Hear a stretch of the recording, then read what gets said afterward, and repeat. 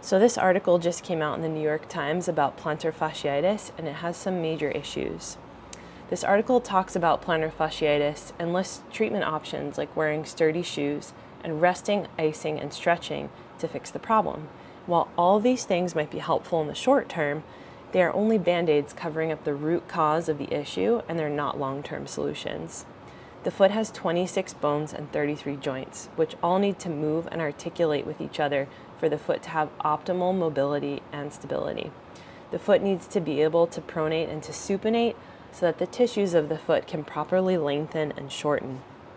Restricting feet to sturdy and supportive shoes, again, can be helpful in the short term, but can cause issues up the chain long term in our knees, hips, and spine. Feet and the bones of the feet need room to move.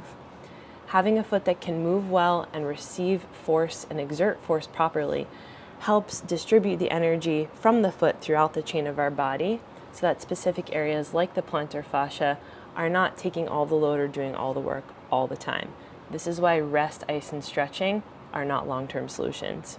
If you're suffering from plantar fasciitis and doing all the things that this article says without relief, maybe start questioning what is going on.